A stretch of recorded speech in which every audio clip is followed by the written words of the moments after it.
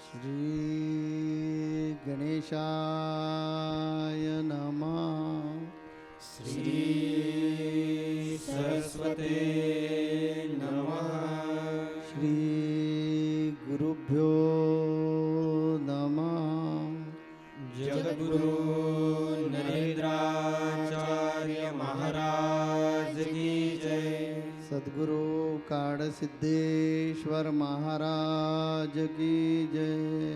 संत शिरोमणि गजानन महाराज की जय। आद्य जगद्गुरु रामानंदाचार्य महाराज की जय। सियावल्लभ रामचंद्र की जय। गुरुर्ब्रह्मा गुरुर्विष्णू गुरुर्देवो महेश्वरा गुरुर्साक्षात् परब्रह्म तस्मै श्री गुरवे नमः। सार्थ श्री ज्ञानेश्वरी अध्याय 4 श्रीराम। माझे अजत्वे जन्मने अक्रियताचे कर्म करणे हे अविकार जो जाणे तो परममुक्त। तो चालिला संगे न चळे देहीचा देहा ना कळे। मग पंचत्वी तव मिळे माझ्याची रूपी। एरवी परापरण शोचिती जे कामना शून्य होती। वाटाके वेळी न वचती क्रोधाची आ। सदा मी यांची आथिले माझी सेवा जी आले की आत्मबोधे तोषले वितरागजे। जे तपो तेजाची राशी की एकायतन ज्ञानासे। जे पवित्रता तीर्थासे तीर्थरूप पुंडलिक वरदे।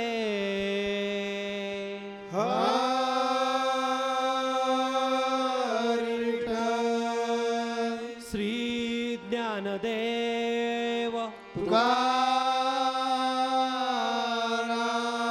पंढरीनाथ महाराज की जय। जगद्गुरु नरेंद्राचार्य महाराज की जय।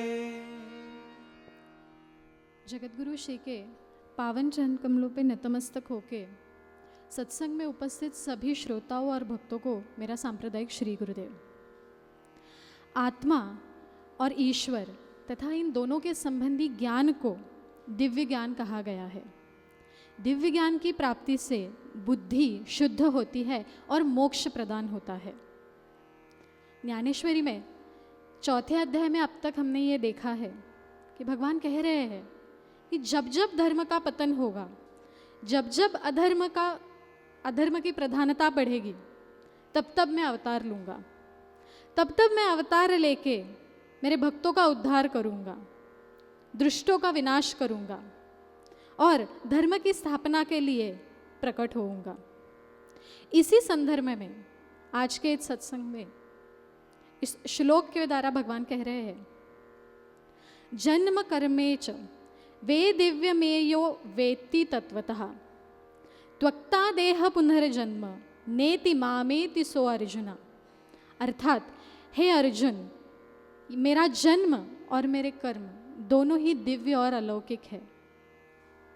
मेरे जन्म और मेरे कर्म, हम सबको ये पता है कि किसी अलौकिक कार्य की सफलता के लिए प्रभु अवतार लेते हैं। संसार की रक्षा के लिए हो या पापियों का विनाश करने के लिए हो या धर्म की स्थापना करने के लिए हो, इन सभी अलौकिक कार्यों की सफलता के लिए प्रभु अवतार लेते हैं। तो प्रभु जब अवतार इन अलौकिक कार्यों की पूर्तता के लिए अवतार लेते हैं, तो प्रभु स्वेच्छा से शरीर धारण करते हैं। और प्रभु कहते हैं कि जो मनुष्य इस भेद को समझेगा कि मैंने उस अवतार को धारण किया है, लेकिन इस देह के और इस आत्मा में एक रूप होकर भी भिन्नता है।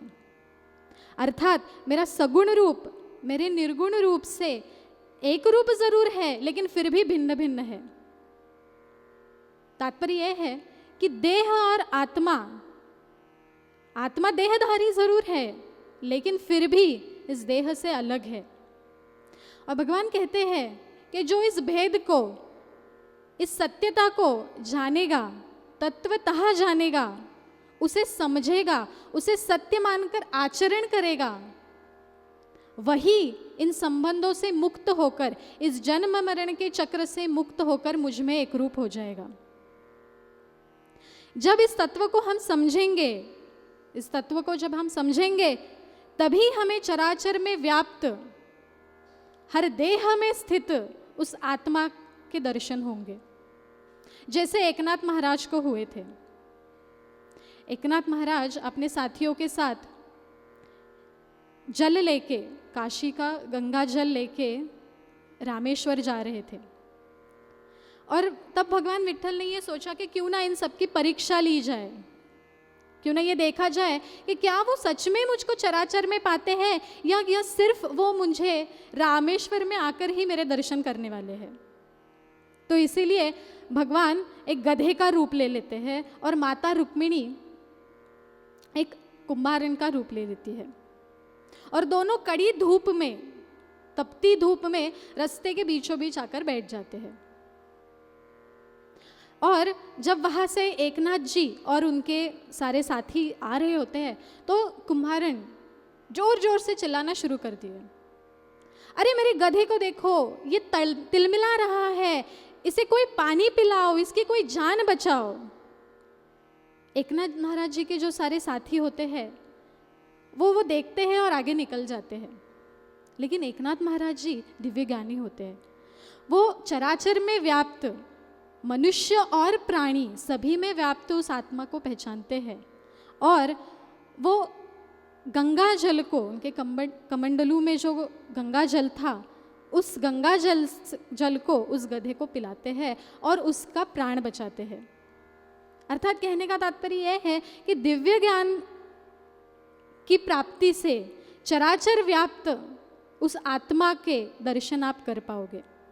और जब हमें इसका ज्ञान होगा, तभी हम जन्म मृत्यु के, अर्थात स्वामी जी हमेशा कहते हैं पुनरुपि जननम पुनरुपि मरणम पुनरुपि जननी जठरे शयनम, अर्थात जन्म मरण के चक्र से हम तभी मुक्त हो पाएंगे जब हम देह और आत्मा इन दोनों को भिन्न भिन्न पाएंगे, तभी हम सत्य को समझ पाएंगे। और इस सत्य को समझने के पर्याप्त ही इस चक्र से मुक्त होकर हम उस परमात्मा में एक रूप हो सकते हैं। देखिए, ये जो ज्ञान है, ये दिव्य ज्ञान है, ये साधारण नहीं है, और इसे पाने के लिए हमें क्या करना चाहिए, ये इस आगे के श्लोक में कहा गया है। यहाँ बताया गया है, वीत राग भयो क्रोधा मन्मया मामु पाश्रितः बहवो ज्ञान तपसा पूता माधव मागता। अर्थात आसक्ति, भय और क्रोध से मुक्त होकर मुझ में पूर्णता एक रूप होकर मेरी शरण आओ, मेरी शरण आके उस ज्ञान को प्राप्त करो।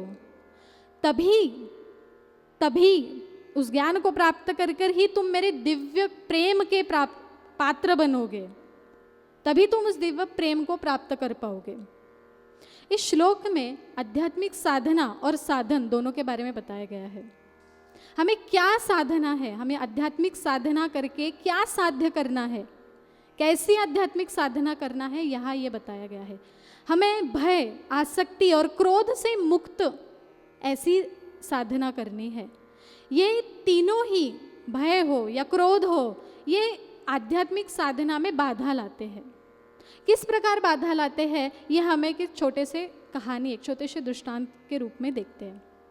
एक बार एक घने जंगल से श्री कृष्ण, बलराम और सात्यकी तीनों जा रहे थे। घना जंगल था और वो रास्ता भटक गए। आगे चलते चलते अंधेरा हो गया, ना उन्हें आगे का कुछ दिख रहा था ना पीछे का। तो अब क्या करें, तो उन्होंने सोचा कि हम यही विश्राम कर लेते हैं।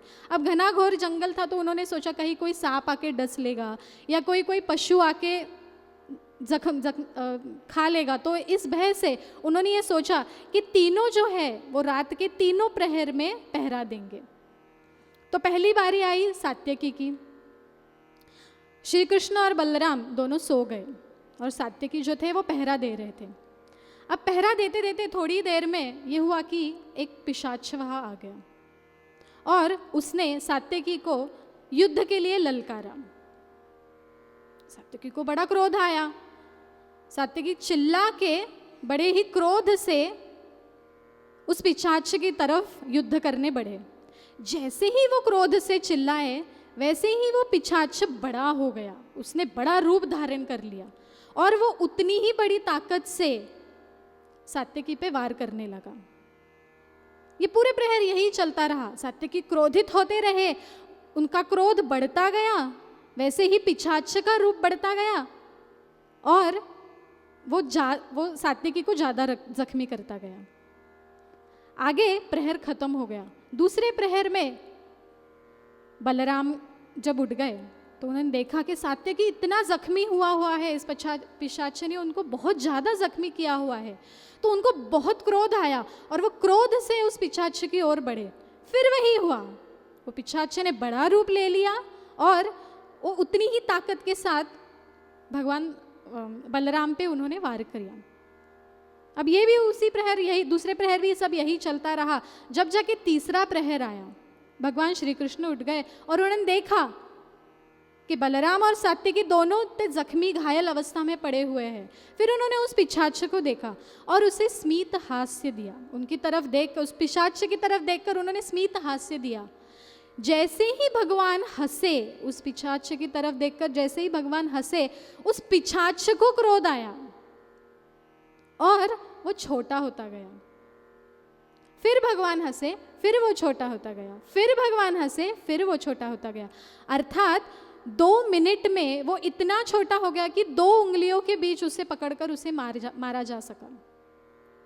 कहने का तात्पर्य यह है कि इसी प्रकार के क्रोध से छोटी सी बात को हम इतना बड़ा बना देते हैं और उस आसक्तियों में, उस भय में हम इतना समय व्यर्थ गवा देते हैं कि हमारी आध्यात्मिक साधना दूरी रह जाती है। इसीलिए इन शत्रुओं को यहाँ भय, आसक्ति और क्रोध, इनको यहाँ शत्रु कहा गया है। इनको हमें दूर रखकर आध्यात्मिक साधना करनी चाहिए। ये इस आध्यात्मिक साधना से हमें दिव्य ज्ञान प्राप्त करना है। अब उपनिषदों में ये कहा गया है कि इस दिव्य ज्ञान को कैसे प्राप्त किया जाए, इस दिव्य ज्ञान को प्राप्त करने की विधि बताई गई है। उपनिषदों में ऐसा कहा गया है कि इस दिव्य ज्ञान को प्राप्त करने के लिए आपको आपके सद्गुरु के शरण जाना चाहिए। आपके सद्गुरु के शरण जाकर आप इस दिव्य ज्ञान को प्राप्त करें। फिर आप जो ज्ञान आपने प्राप्त किया है उस पर चिंतन करें, उस पर मनन करें और ध्यानपूर्वक आप उसका आचरण करें। तभी आप उस दिव्य ज्ञान को असली तरीके से पा सकते हैं, सही तरीके से आप उसको पा सकते हैं। और वेदांतों द्वारा जो इस विधि को बताया गया है, अर्थात ज्ञान का अध्ययन करना और उस ज्ञान के अनुसार अपना जीवन बिताना, इसी को यहाँ इस श्लोक में ज्ञान तप कहा गया है। अर्थात आप उस ज्ञान को पहले प्राप्त करिए, फिर उसका आचरण करिए और उसमें लीन हो जाइए। अभी ऐसा ज्ञान है कि ये एक बार प्राप्त करके आपको इसकी पूर्ण प्राप्ति नहीं हो सकती। इसीलिए हमें सद्गुरु के शरण में निरंतर नित्य नियम से बार बार जाकर उस ज्ञान को प्राप्त करना है।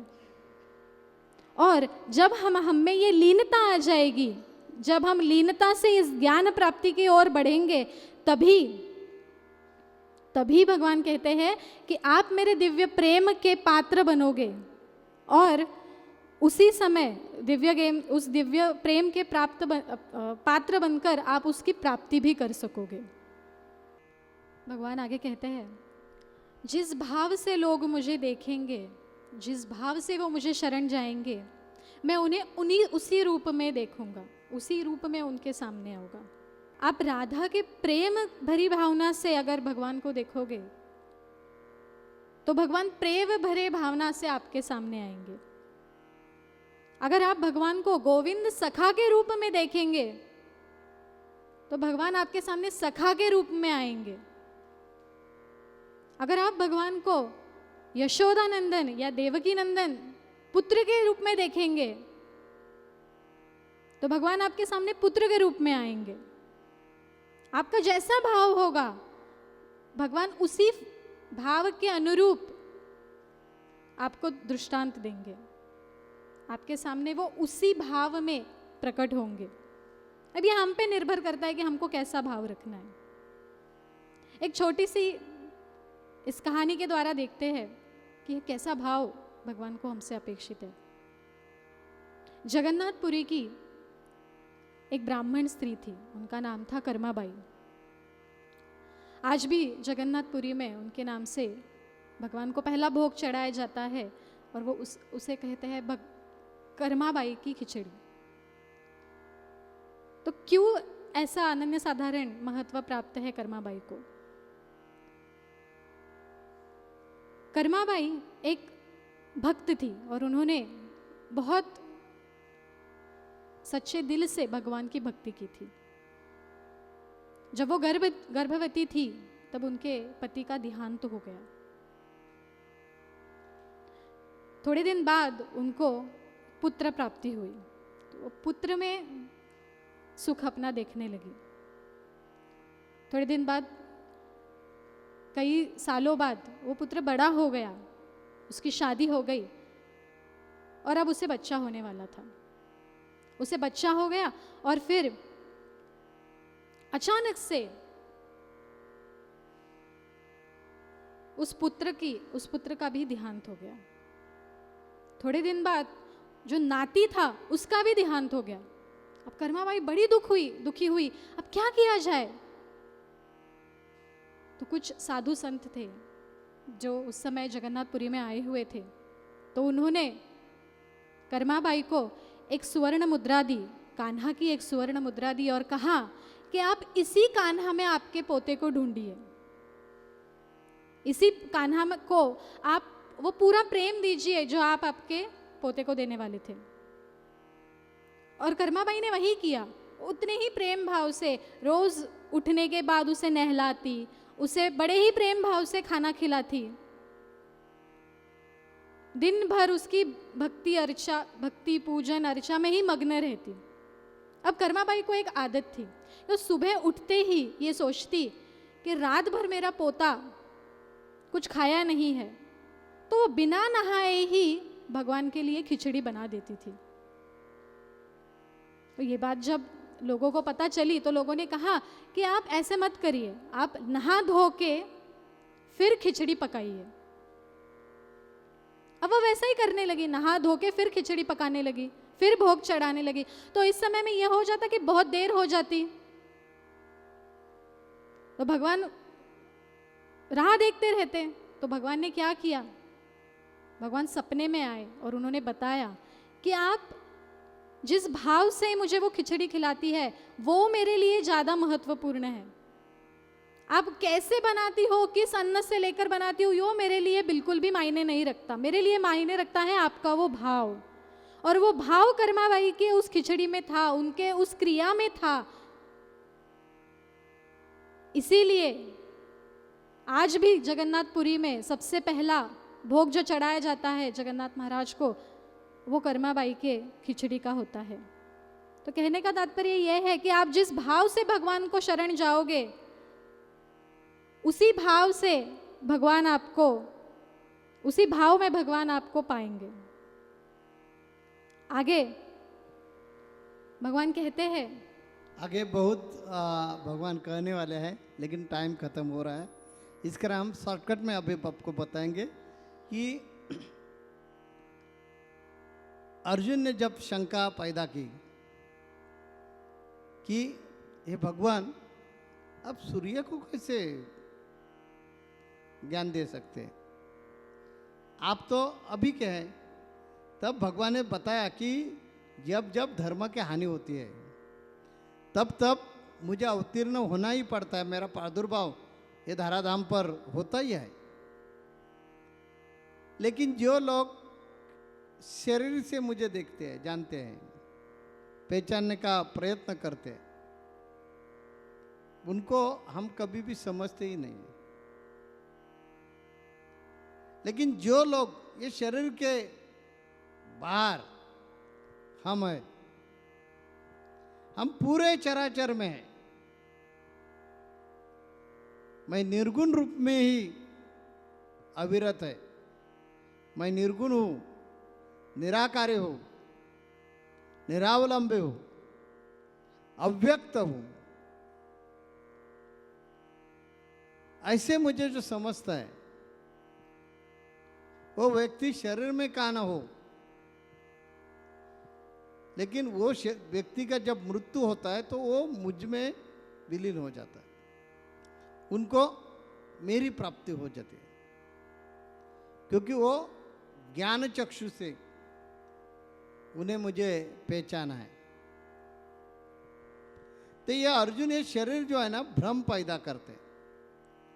और जैसा उनको भ्रम निर्माण हो गया है वैसे हम दिखते हैं। मराठी में हमारा एक अभंग है, जैसी श्रद्धा तैसे त्याला फळ त्याचे मिळे तसे। जैसी श्रद्धा हम रखेंगे वैसा उसका फल उनको मिल जाएगा।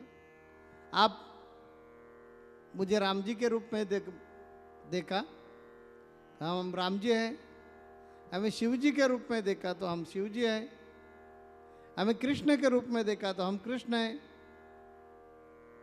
क्योंकि हम निराकारी हैं। ये पूरे चराचर में मेरा ही वास्तव्य है। इसलिए अर्जुन, जैसी श्रद्धा है वैसा उनको हम दिखते हैं। ऐसे बताकर भगवान रुके नहीं, भगवान और भी उनको मार्गदर्शन कर रहे हैं। लेकिन क्या हुआ है कि हमारा जो आधा घंटा है वो खत्म हुआ है। इस कारण आज इधर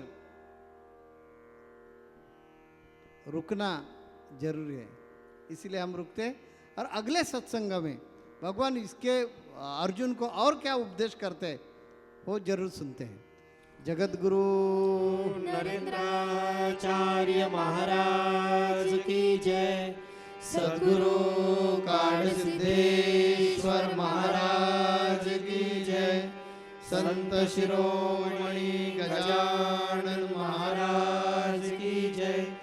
आद्य जगत गुरु रामानंदाचार्य महाराज की जय। सिया